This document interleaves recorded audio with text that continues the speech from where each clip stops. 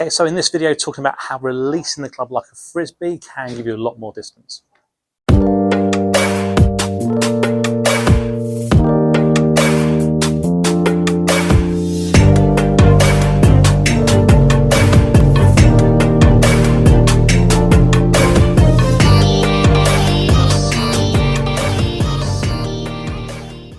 Rehearse that frisbee release again.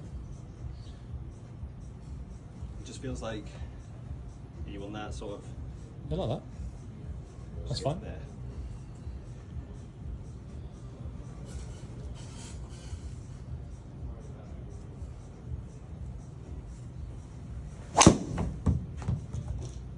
So in that very short clip, you saw a good player discussing how this felt for him, and it was the release like very much a frisbee. So we'll talk about what happened there. Now, what we tend to see most of the time with irons for bad ball striking is where players, as you might know, get a bit scoopy through the ball and release the club like that. So we get lots of ground first, thin.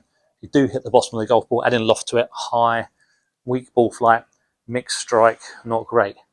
When for certain players that are maybe slower swing speeds, bit new, want to get the ball up in the air with a driver, you know what?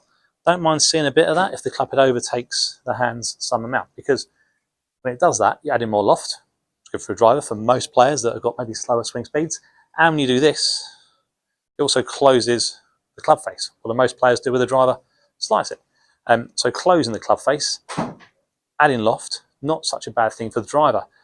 Where we had an issue with this player, with a good player, quick club head speed, 115 plus, was where they had a lot of shaft lean with their irons. Great, struck it well. Maintained a lot of shaft lean with their driver, which I don't mind for certain players, but as you lean the shaft forward, face stays open. So we had a lot of shaft lean, face staying open, ball out to the right. Now, one route we could have gone was to just sort of throw away some of these angles in here to close the club face.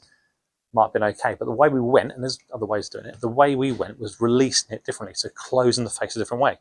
Now, it's not going to be closing it like that. That is one way of closing it. We're not going to close it with rolling the face, because that's not how you release a frisbee. Some players feel or call it, let's say, topspin forehand in tennis, which, if that works for you, fine. And it is a thing I might have said in the past as well, but it would just be how it feels to that player. In this case, that wasn't going to be the case, because things would maybe have been overdone too much, and that would have resulted possibly in having the club come down here again. We're going to try and keep the shaft lean, because that can be good, but hit up on the ball with a squarer face. Okay. So to do that, it was very much this release like a frisbee. So back of the hand stays flexed, this left wrist. Okay, but the back of the hand is going to point towards the target this way, rather than leaning the shaft forward like that. So we're changing the club face by changing the flex in this right hand and how it then moves through the ball. So the club was working more, as you can see here, like a frisbee release up that way. Still got loads of shaft lean as I swing through.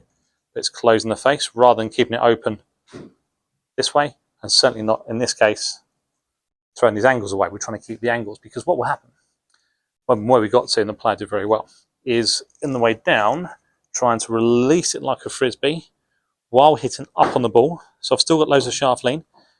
Club face is quite de-lofted here, but because the player's hitting up, you know, more than most might do, that launched it quite high with small amounts of spin, which is what the long drive guys are trying to do.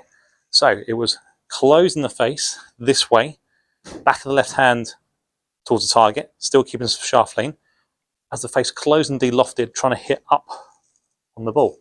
So what happens then, and the reason this is good for distance, as well as it being a very quick movement potentially, is if you hit up on the golf ball this way, but with less loft, okay, that angle there is known as spin loft.